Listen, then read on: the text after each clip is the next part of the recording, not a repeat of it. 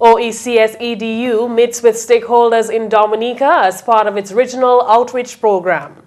Two-day juvenile justice workshop poised to train professionals who work with youth. And the Library and Information Unit observed Library Week this week.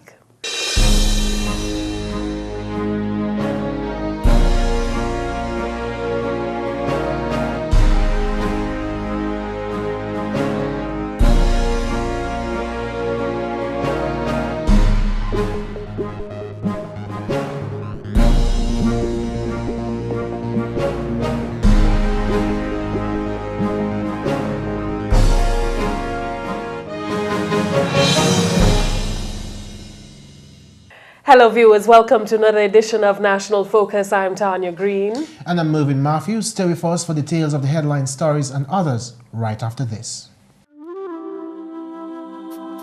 Let your spirit take to flight. Let your heart run free and wild. Find your soul in Dominica, the nature isle.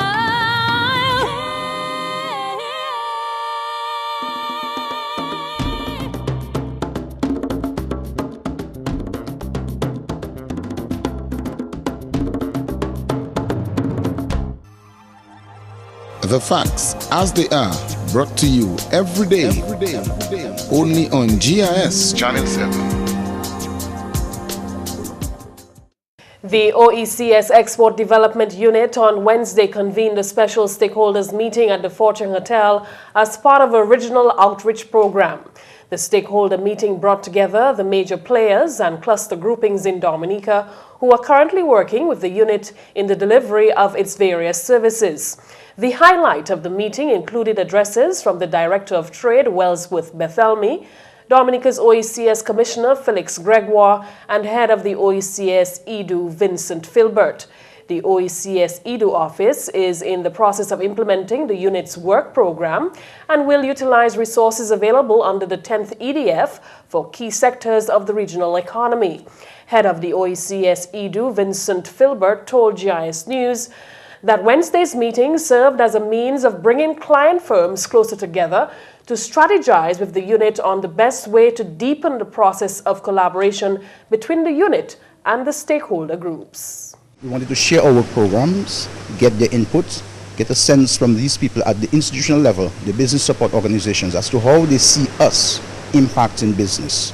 We do work one-on-one with the enterprises, but sometimes we need to know why the infrastructure on which the enterprises rely upon for support, what they are thinking, what they expect of the enterprises, so we can shape our programs to guide them through the process more. And that was one of the major objectives. And finally, we had the idea of collaborating. How do we build on our service to the enterprises by collaborating? One enterprise function might be to give financing, another one might be to give technical assistance, another one might be to give product support, marketing. So who's doing what and how we can collaborate to add value to what we're doing. The current work program of the EDU involves the implementation of activities under the 10th EDF Economic Integration and Trade of the OECS region and is expected to provide support to firms and cluster groupings in a wide range of trade and economic integration matters over the next 5 years. The program is part of the regional strategy to further regional cooperation and deepen the process of integration of the OECS Economic Union. Filbert says Wednesday's meeting also saw the introduction of the two recently appointed business development officers at the EDU in the persons of Lloyd Pascal and Sobers Esprit for the manufacturing, agro-processing and creative industries sectors, respectively. We have new members of staff at the OECS EDU. We have Sobers Esprit, who's very well known from the NDC and the World Creole Music Festival days. He's done quite a bit of work in culture. He's come to us and he's going to be leading the Creative Industries Work Program. We have Lloyd Pascal from Dexia, very well known in the area of working in agribusinesses, who's joining us as well to lead the program for small businesses in the agribusiness sector. We know around the circuit there have been new members of staff in various institutions, in NDFD, Aid Bank. So it was an opportunity for us to get to know the new members of staff, new people, the new personalities who are involved in leading business development in Dominica. So networking was very important. The OECS EDU is an institution of the OECS Secretariat established in the year 2000. The unit is mandated to increase exports from the region through the enhancement of the competitiveness of OECS products and services in domestic, regional, and international markets.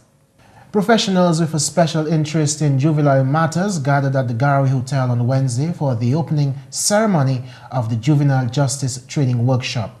These professionals included teachers, counselors, lawyers, social workers, administrators of the Operation Youthquake and the Social Center.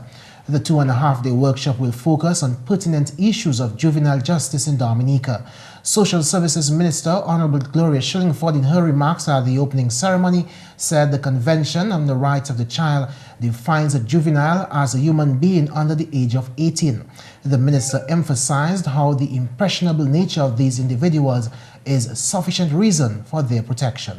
When we speak of juveniles, we speak of children who are vulnerable to many things, including their association with criminals and involvement in criminal activities. We are therefore all aware that juvenile crime is a concern and a challenge to all sectors of society. Honorable Shillingford says, as Minister for Social Services, these issues are dear to her heart. Esther Thomas, Permanent Secretary in the Ministry of Social Services, highlighted the main areas which the workshop aims to address. This workshop is part of an overall work plan of programs and activities being funded under the OECS USAID Juvenile Justice Reform Program for the period 2012 to 2014. This project focuses on the following areas, namely capacity building for effective administration of juvenile justice, modernization of diversion, detention, and rehabilitation process of the juvenile justice system, and support for enhanced juvenile justice approaches through increased linkages with civil society. The main objective, she says, is to educate professionals who deal with youth to enable them to effectively champion the cause of juvenile justice through efficient execution of their work. Topics to be discussed at the workshop include international instruments relevant to juvenile justice administration, diversion from court arrest and pre-trial disposal and court proceedings. Chief Welfare Officer Martin Anthony expressed gratitude to the sponsors, the OECS and USAID, for implementing the program. The OECS Secretariat and USAID, they have quite willingly agreed to fund this workshop, and it's all part of the partnerships that have been formed in that area. And although no representative is here this morning, but they have been coordinating.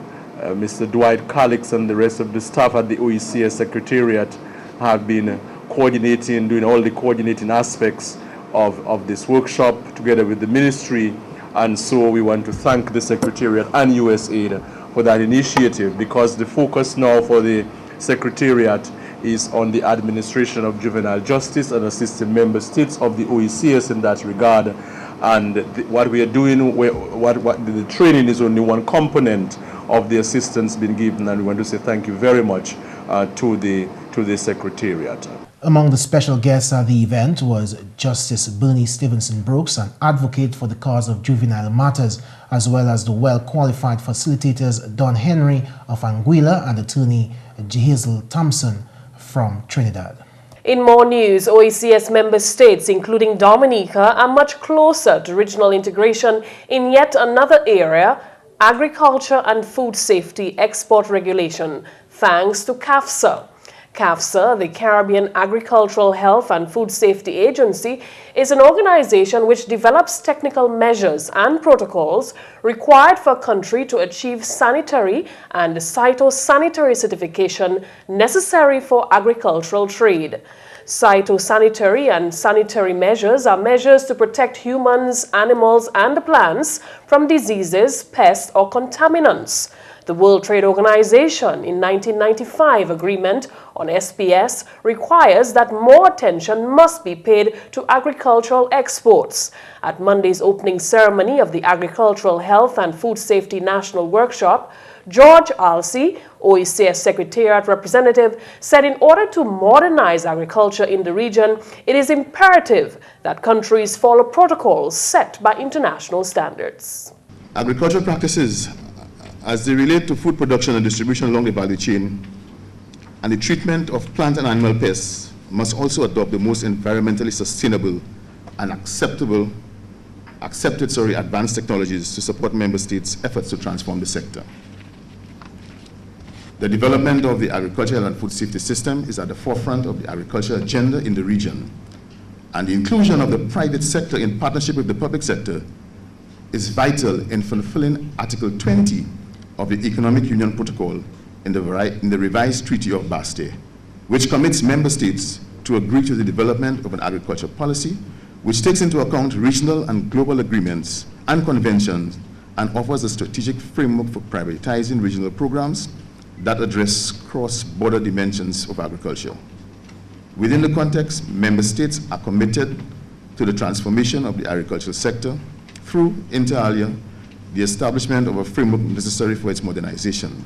Alsey went on to expound on the topic of food safety, stating that each entity along the food value chain must be involved in health and food safety discussions.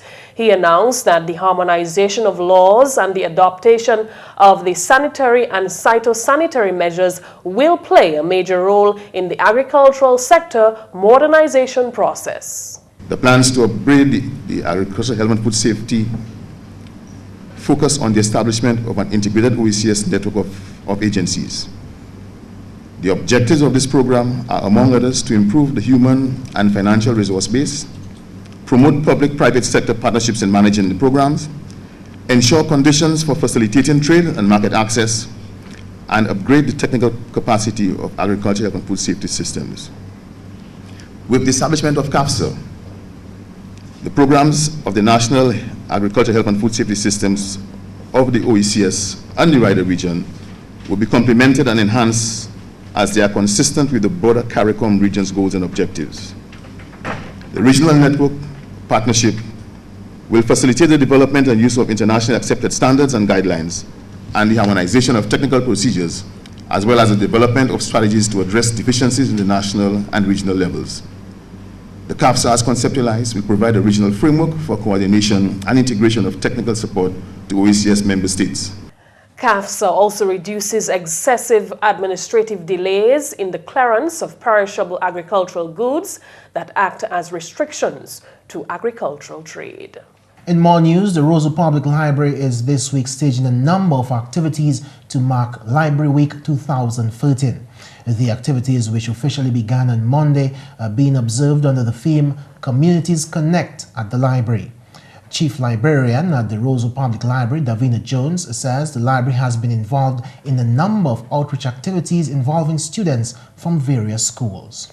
On Monday, first of all, we had preschoolers here just for story hour. On Tuesday, we had students in for talking about Career Day, and we had Mrs. Denise Edwards and Dr. Erica Joseph talking to them. So that worked out very well. Today also we had with us the students from St. Martin's Secondary and also from the Wesley High School. We had Mr. Curve Charles from La Salette Credit Union talking to them about financial planning, that kind of thing, and that went very well also. Tomorrow we have Roseau Primary School coming here. We're going to write a story. So the students as a group, they'll be writing a story with the help of a teacher. And also tomorrow we have a skill session with all the schools in the valley, going to be sending their grade 5 and their grade 6. So we're going to have skill session at the same time, and we'll have a preschool coming in. Ms. Jones says during the entire month of May, the public is being encouraged to bring in overdue books to the library. Ms. Jones says all outstanding fees will be waived. For the entire month, we have amnesty. We're asking our users to bring in their overdue books, and then charge them any fees. We also have, we are also collecting goods, dry goods, to make a hamper to give to the grotto home. So all our clients, as they come in, they donate, they put in our basket or box or whatever. The week of activities will end with a prize-giving ceremony for winners of a photography contest organized by the Roseau Library. On Friday, we have our closing where the First Lady will grace her. She's an ex-librarian, chief librarian, so she'll be gracing us with her presence. She will be giving a talk to the students of the Roseau of the Goodwill Primary School. So that's one. We also have a photographic exhibition which we launched about 3 weeks ago. So the winners will be handed over, their prizes will be handed over to them. The Roseau Public Library, which has been in operation since 1903, is one of 4 libraries on the island. The public library has a total of 50,000 books catering to adults and children. Tanya, one question. When last did you take your son to the library? Well, I am happy to tell you that my son is an official member of the public library in Roseau. Good. So what are the benefits? The benefits is that my son gets to, go to the library every week, select a book of his choice, have an opportunity to read that book for an entire week, and then return it to the library for another. But based on what you're hearing from the chief librarian at the library, this is not something common. No, actually it's a great concern for the librarians at the public library. What they're saying is that not enough people are making use of the library. While it is true that children from the ages of 5 to 12 are using the library, there is a growing concern that students attending secondary schools are not making full use of the library. The word is that the students at the secondary schools are given assignments and they use the computer, they use the internet to get the information for the assignments. Well, I suppose that's the modern world. I mean, instead of walking to the library, I suppose a child rather sit down at their home, or even on their way to their home, maybe a BlackBerry or whatever it is, and get information from that. So did the librarian tell you what the library itself is doing to encourage the students to come? Well, they continue to sensitize the public with events like this week, to impress upon the public of the importance of using the library as a place where you can come and do your research in a quiet environment. And they're also emphasizing that the material at the public library is up to date. It is up to date. They make it their business to ensure that they have current books, current literature available to the public library so that persons who come to use the library can access that information. Another interesting, thought coming out of my discussion with the librarian is that teachers should try to encourage the students to use the public library as well. Because I recall when I was at school, our teachers would encourage us to go to the library to do our reading, to get our research material. But these days, I suppose, I don't want to lay any blame, but the teachers ought to take some, responsibility in encouraging the kids to use the library.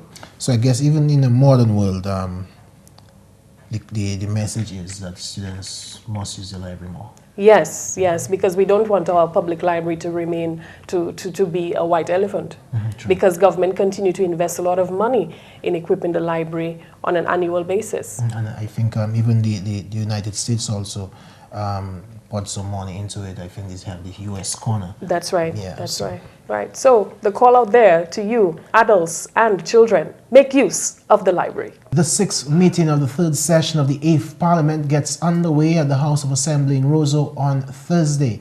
Minister for Tourism, Honorable Ian Douglas, will introduce several bills to the House, including a bill to amend the Proceeds of Crime Act, a bill to amend the Money Laundering Prevention Act, an act to amend the Suppression of the Financing of Terrorism Act, a bill for an act to amend the Protection of Witnesses Act.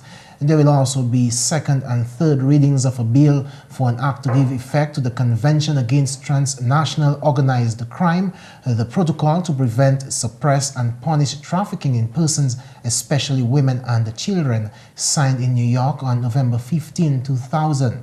The meeting of Parliament begins at 10 a.m. and will be carried live on GIS Channel 7 on Mapping and Channel 2 on SAT Telecommunications Limited. Coming up next, McPherson St. Luce with your Creole highlights. Allô tout le monde, bienvenue à cette nouvelle en créole. Non, moi c'est McPherson St. Luce. Premièrement, GIS Dominica Authority IDA qui a continué le travail développé entreprise en Dominique. Il y a une initiative où l'organisation rurale, ça c'est habitation, taper assistance machine pour coudre linge, venir en réalité. Plusieurs organisations rurales qui reçoivent une machine à eux, sinon c'est mon équipe en place de Monsieur Patrick Victor, c'est officier GIS Dominica Authority. Ça, GIS Dominica essaye de faire, c'est une présentation de machines pour nous essayer un programme pour ces mondes rural area Dominique pour développer entreprise gamin. Et ça nous tenons aujourd'hui ces donneurs là, ils viennent avec nous avec ces Pepsi groupe là pour nous faire une présentation officielle de ces machines là, ça y a servi pour le travail. Ces donneurs là qui viennent avec nous, c'est National Bank of Dominica, Aid Bank, Harris Pin Limited, et Embassy chinois à Dominique. Et nous remercions en l'autre pour donation. En d'autres nouvelles, organisation EDU OECS qui a collaboré et puis entreprise voit en quelle manière ils ont assisté. Plusieurs officiers, ces entreprises là joignent et puis officiers EDU OECS Jodéa. Monsieur Vincent Philbert, c'est chef l'office EDU ici en Dominique. Nous avons fait une réunion pour joindre les gens ensemble qui nous ont attiré en des affaires pour nous faire small business, business en Dominique. Il y a différentes qualités, entreprises, différentes organisations qui ont fait des choses pour promouvoir small business en Dominique. Il y a NDFD, il y a Credit Union, il y a BAM, il y a nous, il y a Aid Bank, etc. Et ça nous le fait, c'est pour mener ces gens ensemble avec différents gens State College, la jeune monde. Ça c'est là l'idée qui a commencé dans cette école là en State College là pour nous ça faire une conversation comment nous coordonner ça nous fait comment nous prendre information nous mettre ensemble pour nous faire une différence pour ces entreprises là qui existé et avec ça qui nous pour venir. À la nouvelle, Parlement Dominique oui ouvert pour le 6e meeting 3e session jeudi ça c'est demain. You can voir speaker one way la prière parole la peine pour les gens qui sont morts, ça c'est les gens qui passent, et puis confirmation ministre dernière session en Parlement. Speaker Honorable Alex Boyd Knight qui délivre annoncement et puis papier qui est aussi présenté. En même temps aussi, ministre de l'Éducation Honorable Peter Saint-Jean qui a présenté papier Education Trust Fund, notice gouvernement, parole hors ministère qui est aussi présenté. En même temps aussi, ministre légal Honorable Ian Douglas qui a présenté un bill pour amend process of crime. Ça, c'est un bill pour faire épuiser avec crime. Vous pouvez aussi voir l'introduction third reading. Ça, c'est motion qui est présenté pour les premières fois en Parlement. Vous pouvez lire ça 3 fois. Vous pouvez aussi voir l'opposition en présentant motion. Parlement qui est ouvert à 10 ans à l'occasion aux autres. Messieurs, mesdames, ça c'est tout pour nouvelle créole pour à présent. Non moins, c'est McPherson St. Luce. Au revoir. Up next is your tip of the day. Don't go away. Listen closely and you will hear what climate change might sound like. Hurricanes getting stronger and more frequent. Glaciers melting causing a rise in sea levels. Dry bush burning after a prolonged drought left the bushes vulnerable to fires. What? No water again? But listen closely again and you will hear the solutions. People switching to energy-saving light bulbs. People building stronger homes that can withstand hurricane force winds. Our climate may be changing, but so can we. Making small changes together can have a huge effect on reducing the impacts of climate change. Act now. Rally. Rethink. Respond. This message is brought to you by the OECS Secretariat with funded assistance from USAID. Documentaries and in-depth discussions, community walkthroughs, and Yes We Care. See it all on GIS Channel 7.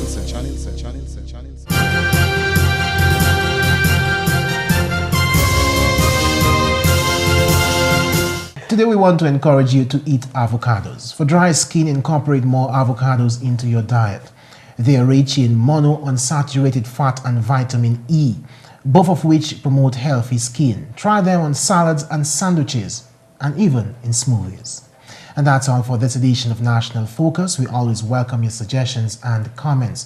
Drop us an email at gis@dominica.gov.dm or visit our website at news.gov.dm. On behalf of the entire news production team here at the Government Information Service, I'm your presenter, Tarnia Green. And I'm Mervin Matthew. Thank you so much for watching.